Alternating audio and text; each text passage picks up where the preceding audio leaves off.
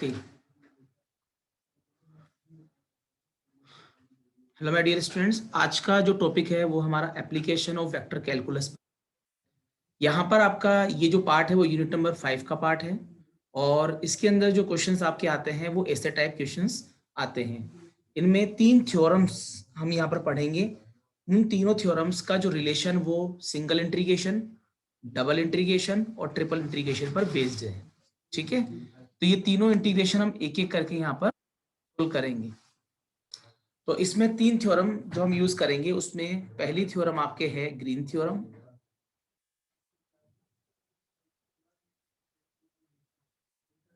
Theorem, second part जो हमारा है वो है गॉस थ्योरम,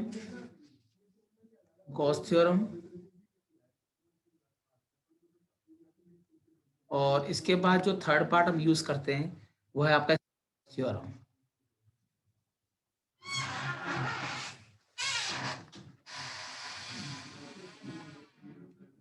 तो ग्रीन थ्योरम पहले हम सबके क्या करेंगे, स्टेटमेंट्स हम यूज करेंगे और स्टेटमेंट्स लेकर फिर इनके हम क्वेश्चंस करने की कोशिश करेंगे। और ये डबल ट्रिपल इंटीग्रेशन पर बेस्ड है, लेकिन इन सबका रिलेशन कहीं ना कहीं आपके लाइन इंटीग्रल, सरफेस इंटीग्रल और वॉल्यूम इंटीग्रल जो मैंने अभी नहीं पढ़ाया है उस पर बेस्ड है। ठीक है, तो पहले मैं आपको स्टेटमेंट्स बता रहा हूँ, एक जगह पर हम स्टेटमेंट कलेक्ट करेंगे, उसके बाद हम यहाँ पर इनके क्वेश्चंस करते हैं। तो first of all Green's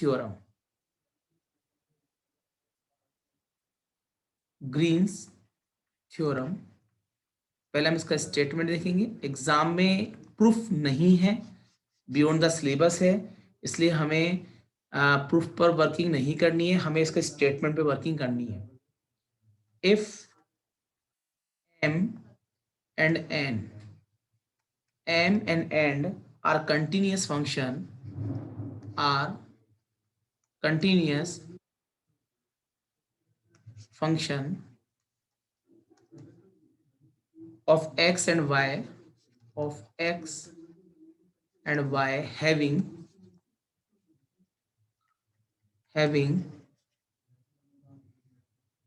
continuous derivatives, continuous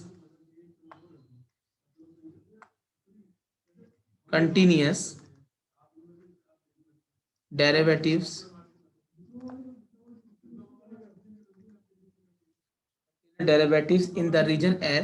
in the region S, bounded by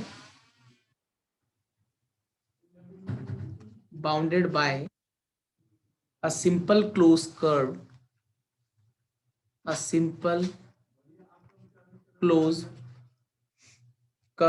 C,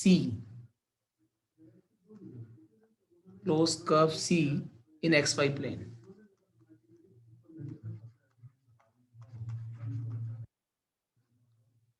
यानी कि आपके पास में m और n दो तरह के फंक्शंस हैं and both are the continuous and having continuous derivative. That यहाँ पर जो डिफरेंशियल वाले पोर्शन हम जो यूज करेंगे, यानी डेरिवेटिव जो हम यूज कर रहे हैं वो है क्या है, कंटीन्यूअस है। ठीक है ना, और एक पर्टिकुलर रीजन में एक एरिया है जिसके अंदर वो बंद है, बाउंडेड है, ऐसा ओपन नहीं है, वो बाउंडेड है। बाउंडेड का मतलब होता है क्लोज्ड, यानी कि एक किसी जगह से ये बिल्कुल एक जगह परिबद्ध हो, जैसे हिंदी में हम बोलते हैं।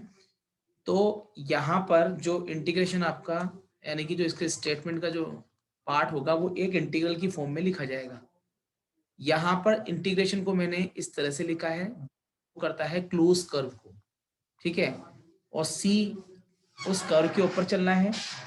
यहाँ पर आपके m dx plus n dy हम इसको लिखेंगे, और ये डबल इंटीग्रेशन में कन्वर्ट होता है, जिसे हम लिखेंगे del n by del x minus del m by del Y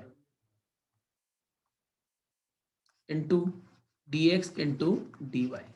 ठीक है, तो आपने क्या किया यहाँ पर m dx, m और x एक्चुअल में क्या फंक्शन है x और y के, और उसको एक सिंगल इंटीग्रेशन की फॉर्म में लिखा है। लेकिन ये जो पार्ट है वो क्लोज कर्व के लिए है, यानी कि जिस तरह, जैसे मान लीजिए सर्कल है, सर्कल क्या होता है, क्लोज होता है। मान लीजिए ट्राइंगल है, त्रिभुज है, तो ये भी क्लोज होता है।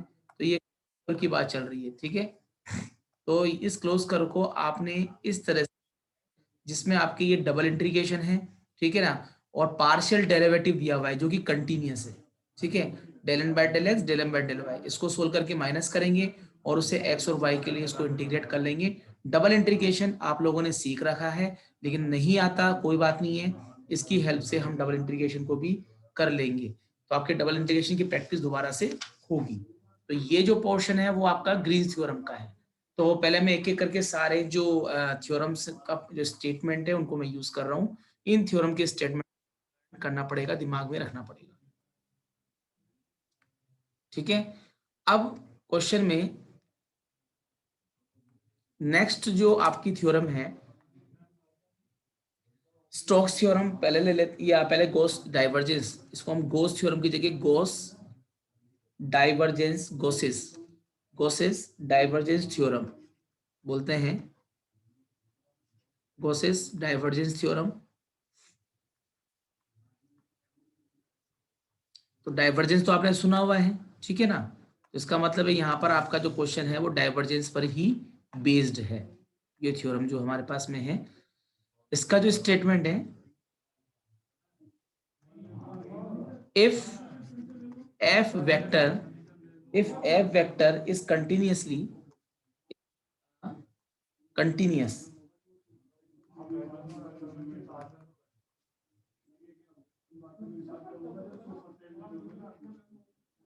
continuously differentiable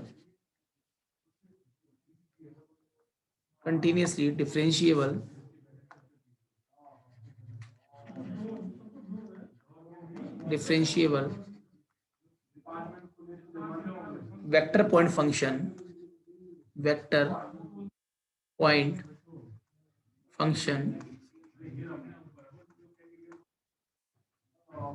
in a region V,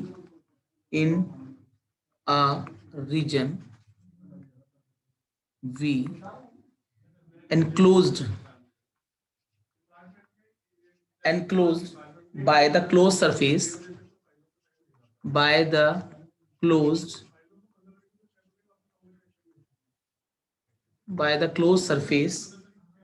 S, then हम इसको कुछ इस तरह से हैं, क्योंकि दूसरे स्टेटमेंट की हम बात कर रहे हैं, तो यहाँ पर f यानी कि वेक्टर पॉइंट फंक्शन की बात हो रही है, और कुछ ऊपर जो दिया वो वेक्टर पॉइंट नहीं था, वहां पर एक सिंपल फंक्शन x और y का था जहां पर वेक्टर का नाम नहीं लिया गया है। बट यहाँ पर क्योंकि हम डाइवर्जेंस की बात कर रहे हैं, तो डाइवर्जेंस में डॉट प्रोडक्ट लगता है, और वहां पर हमेशा वेक्टर पॉइंट फंक्शन ही हम लगाते हैं। वेक्टर पॉइंट फंक्शन का मतलब है सदिश बिंदु, यानी कि सदिश बिंदु फलन, जहां पर वेक्टर को हम यूज करेंगे, इसमें आई जे के फंक्शंस यूज होंगे, ठीक है। तो और क्लोज कर्व के लिए यूज करना है, और जो डेरिवेटिव पार्ट्स हैं वो हमेशा कंटिन्यूअस रहेंगे। तो इस कंडीशन में यहाँ पर जो आपका क्वेश्चन होता है वो डबल से ट्रिपल इंटीग्रेशन में कन्वर्ट होता है। लेकिन अगर हम ऊपर ग्रीन थ्योरम की बात करें, यू कैन सी जो सिंपल इंटीग्रेशन है it converts in double integration, तो आप यहाँ में आइडेंटिफिकेशन कर सकते हैं, ठीक है।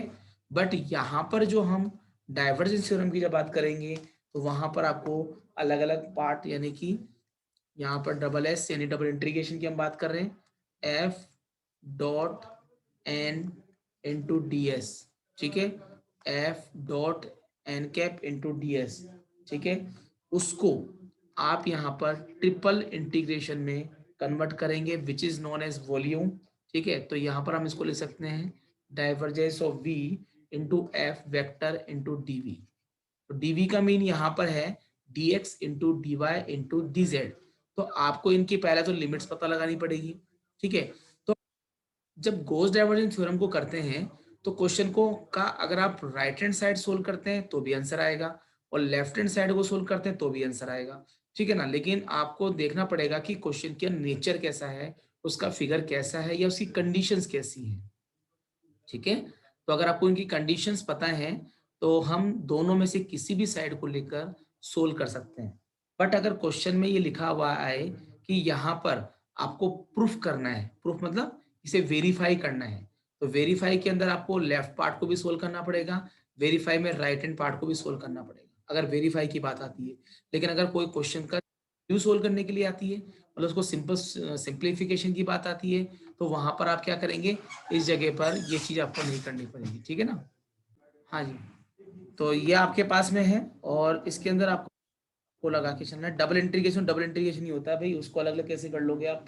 अच्छा, यहाँ पर आपको बता दूं कि जो एन कैप है, where n cap is the unit is, मैं आप फिगर के थ्रू भी मैं आप लोगों को समझाऊंगा, is the unit outward drawn normal vector. Unit है, आउटवर्ड का मतलब है बाहर की तरफ निकलता हुआ, outward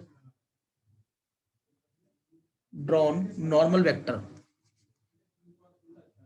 drawn normal vector to the surface s, drawn normal vector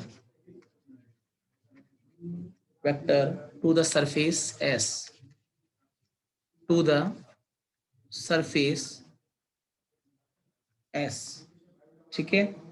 तो आपको ये यूनिट वेक्टर कैसे निकालना है, कैसे इस फॉर्मूले को अप्लाई करना है, वो क्वेश्चन में मैं आपको क्लियर कर दूंगा, कहीं प्रॉब्लम नहीं है, सिर्फ आपको इसका स्टेटमेंट ध्यान रखकर चलना है। अच्छा, ग्रोथ डाइवर्ट जो आपके ऊपर लिखी हुई है, इसको इस तरह से भी हम लिख सकते हैं, है ना। तो थोड़ा सा इसको भी देख लो। The scalar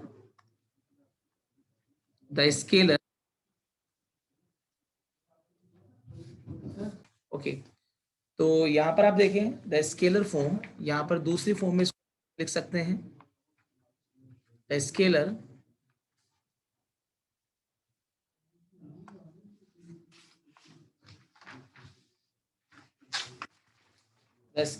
form of Gauss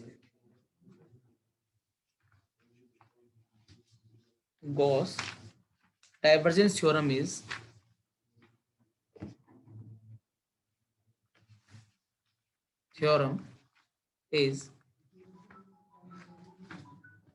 we are converting double integration in from double to triple integration. तो यहाँ पर आप इसको कुछ इस तरह से लिखेंगे f1 dy into dz, मतलब एक दूसरे तरीके से इसको लिखा जा सकता है f2, जिससे आप ध्यान रखें या नहीं रखें, लेकिन जो ऊपर का स्टेटमेंट है वही आपका इंपॉर्टेंट है। लेकिन स्केलर फॉर्म की अगर लिखना हो, इसको अगर स्केलर में चेंज करना हो, स्केलर का मतलब है इसमें i j और k नहीं आता है, इसमें i j और k नहीं आता है, उस जगह पर आपको इस फॉर्म में मैं कन्वर्ट करने की कोशिश कर रहा हूँ। तो यहाँ f of t d y के बाद डी जेड होगा, यहाँ पर डी जेड के बाद डी एक्स होगा, फिर F of three D Z के बाद डी एक्स होगा, डी एक्स के बाद डी वाई होगा, ठीक है, जिसको हमने ट्रिपल इंटीग्रेशन में कन्वर्ट करना है। और ट्रिपल इंटीग्रेशन के अंदर हमेशा वॉल्यूम यूज होता है, जिसे हम आयतन बोलते हैं, और डबल इंटीग्रेशन में हमेशा क्या होता है, सरफेस एरिया यूज होता है। तो यहाँ पर आपकी ये हो जाएगा del f one by del x plus del f two by del y plus del f three by del z into into d x into d y into d z. Okay, कोई ये term याद नहीं होती है तो भी कोई problem नहीं है, ठीक है ना, उससे कोई फर्क नहीं पड़ता है, into d y into d z, ठीक है, ये आपको ध्यान रख के चलना है। तो ये आपका गॉस थ्योरम का पार्ट है। इसी तरह से एक स्टोक्स थ्योरम है, मैं सबके स्टेटमेंट एक जगह कलेक्ट कर रहा हूँ, आप स्टेटमेंट को ध्यान रखें। विदाउट फिगर हमें इन क्वेश्चन को सोल्व करने में दिक्कत आएगी, तो फिगर में आपको बाद में इसमें ड्रॉ करवाऊंगा अकॉर्डिंग टू क्वेश्चन, ठीक है ना, जैसे जैसे डिमांड होगी वैसे वैसे हम क्वेश्चन को कर लेंगे। लेकिन इनमें डिफिकल्टीज थोड़ी सी ज्यादा है क्योंकि क्वेश्चन बड़े भी हैं। जहां प्रूफ की बात आती है वहां पर दोनों साइड को लेकर उस फिगर को ड्रॉ करने में थोड़ी दिक्कत तो आपको आएगी ही आएगी, ठीक है। चलिए नेक्स्ट देखिए, इसके बाद में मैं नेक्स्ट इसमें मैं ले रहा हूं लास्ट पार्ट है आपका Stokes theorem.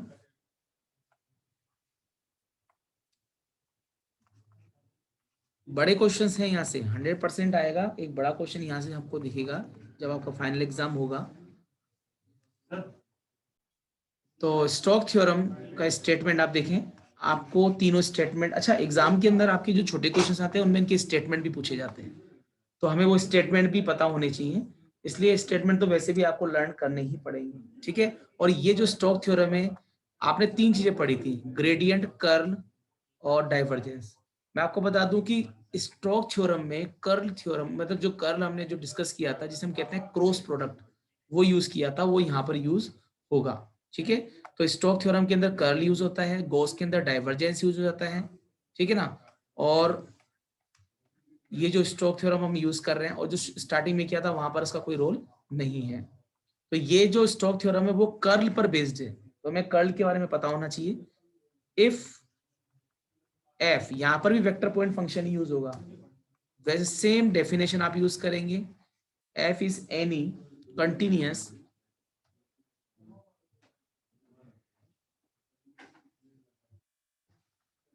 continuous differentiable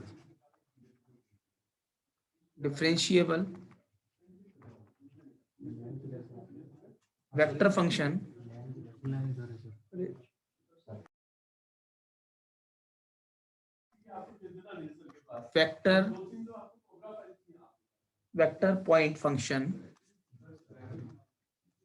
vector point function and S is the surface,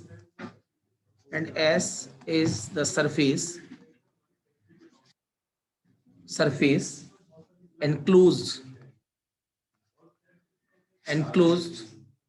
by a curve C, then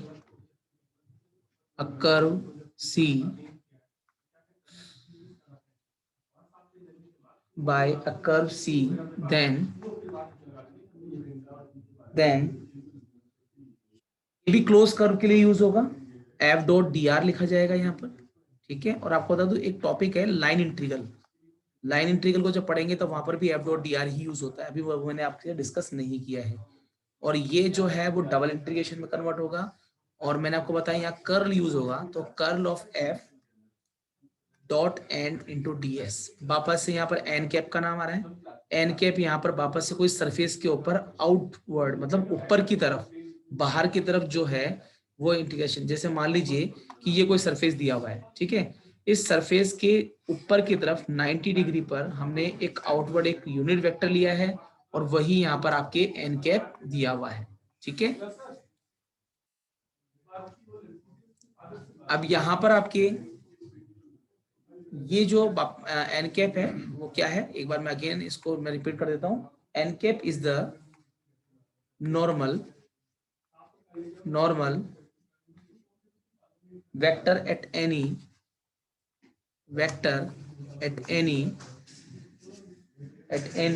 point of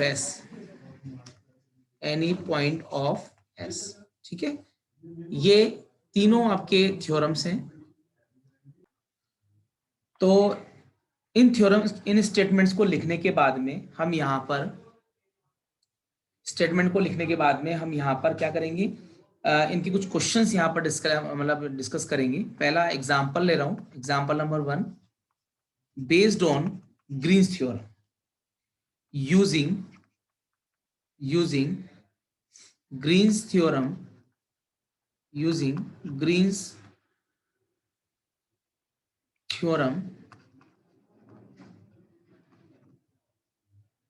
evaluate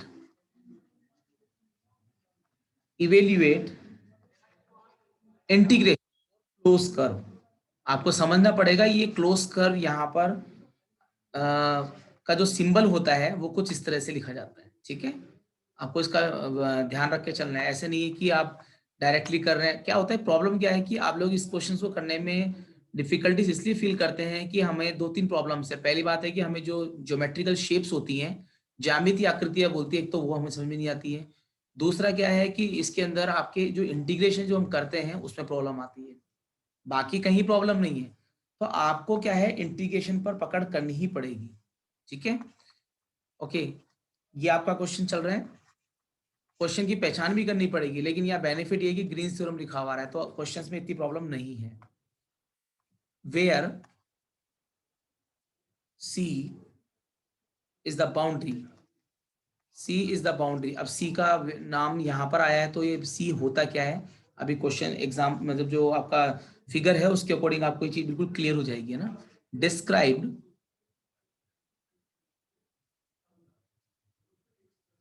describe counter. I am writing the question based on Green's theorem clockwise. ठीक है, clockwise ये उसकी working चल रही। Counter clock, anti clock, sorry, describe यहाँ पर ये नहीं आएगा, काउंटर क्लॉक को हम यूज नहीं करेंगे, एंटी क्लॉक लिखना पड़ेगा इसको, एक ही बात है। Wise of the triangle with of the triangle of the triangle with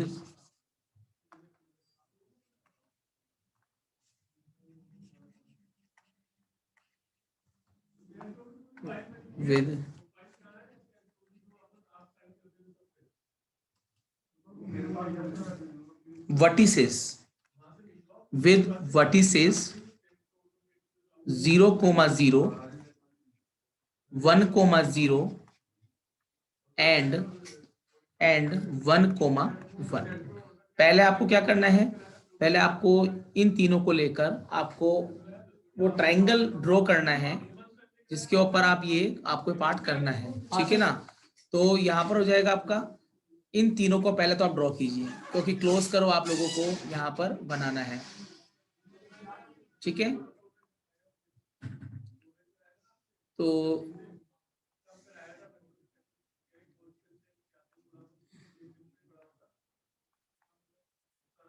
तो ये आपका कर्व होगा जिसको मैं यहाँ पर ड्रॉ कर रहा हूँ, ठीक है ना।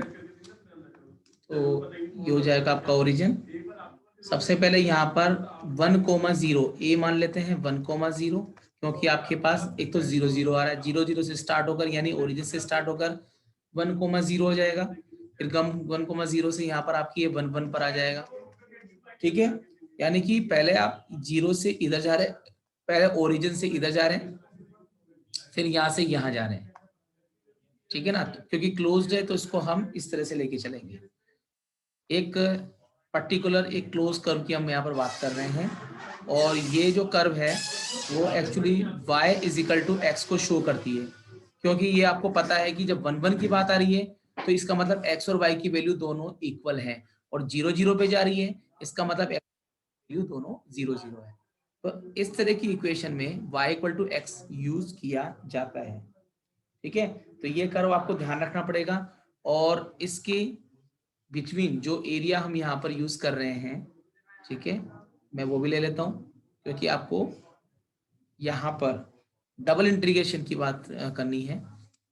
तो डबल इंटीग्रेशन में एक स्ट्रिप आपको यहाँ पर लेनी पड़ेगी और डबल इंटीग्रेशन का रूल फॉलो करना पड़ेगा। वो फॉलो ये था कि पहले हम क्या करते हैं, एक्स एक्सिस पे वर्क करते हैं, एक्स की लिमिट यहाँ 0 से शुरू होकर 1 तक जा रही है, अगर आपको डबल इंटीग्रेशन के बारे में ध्यान है तो, और यहाँ से लेकर फिर इस पॉइंट से लेकर इस कर्व के बीच में हम वर्किंग करते हैं, और ये y = x बहुत आसानी से निकाला जा सकता है, क्योंकि आपने देखा कि ये जो लाइन जा रही है यहाँ पर x की वैल्यू यहाँ पर 1, 1 है और यहाँ पर 0, 0 है, तो ये 0, 0 और 1, 1 से पास हो रही है, तो यानी x और y की वैल्यू दोनों सेम आ रही है।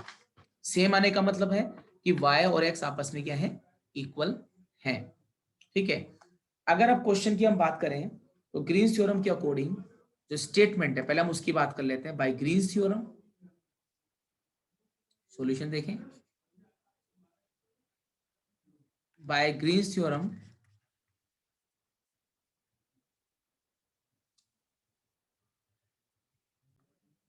तो ग्रीन्स थ्योरम के अकॉर्डिंग आपका जो था वो था integration c m dx plus n dy। Statement लिख रहा हूं क्योंकि आपको याद हो जाए, ये डबल इंटीग्रेशन में कन्वर्ट हुआ था, एक रीजन आर को हम यहाँ लेके चल रहे हैं, del n by del x minus del m by del y। अब मैंने कहा था जब क्वेश्चन का जब सॉल्यूशन हम निकालते हैं, क्वेश्चन का जब हम सॉल्यूशन निकालते हैं तो वहां पर आपके या तो लेफ्ट हैंड साइड को हम यूज करें या राइट हैंड साइड को यूज करें, लेकिन लेफ्ट हैंड साइड कर्व की बात कर रहा है तो आप देख सकते हैं कि ये क्लोज कर्व है, तो del n by del x del m by del y जो दिया हुआ है उसके अंदर आपको ये n और m को आइडेंटिफाई करना है, ये तो स्टेटमेंट हो गया। तो बता दूं कि जो क्वेश्चन आप कर रहे हैं उसमें ये वाला पोर्शन जो है वो आपका m है और ये वाला पोर्शन आपका n है, दिखा ना, m dx plus n dy, ऊपर की तरफ आप देखें, ठीक है ना, m dx प्लस, ठीक है, तो यहाँ पर m dx plus n dy यहाँ पर दिया हुआ है, ठीक है। तो इस जगह पर आप इस चीज को यहाँ पर मैच कर सकते हैं। अब प्रॉब्लम कहीं भी नहीं है, क्योंकि मैंने आपको पहले कहा डबल ट्रिपल का मैं अगेन यूज करूंगा और आपको इस चीज का बेनिफिट मिलेगा। तो अब क्वेश्चन में जैसे जैसे ये दिया हुआ है वैसे वैसे हम इसको लिखेंगे। देखिए, इंटीग्रेशन सी, अब आप इस क्वेश्चन को उठा लें एज इट इज।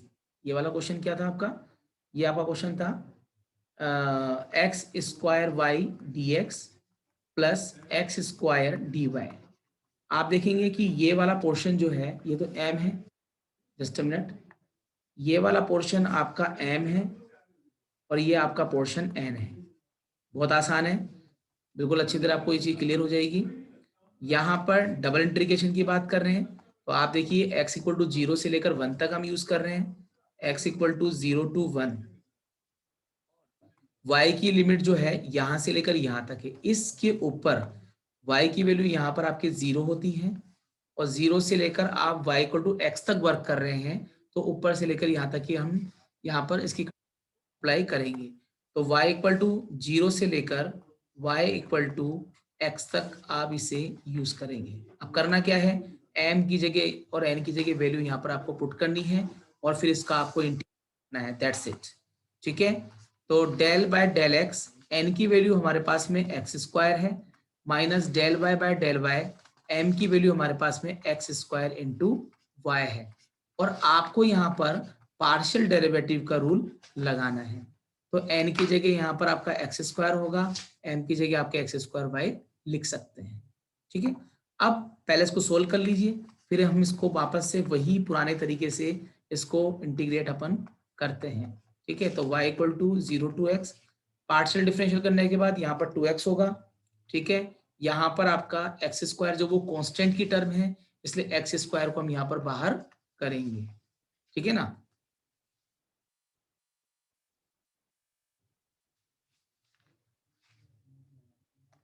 तो यहाँ पर आपका ये हो जाएगा एक्स स्क्वायर ओनली और ये d x into d y, ठीक है। तो यहाँ पर y जो है उसका y के रेस्पेक्ट में 1 होगा, तो हमारे पास सिर्फ यहाँ पर एक्स स्क्वायर होगा, ठीक है। तो 2x माइनस एक्स स्क्वायर।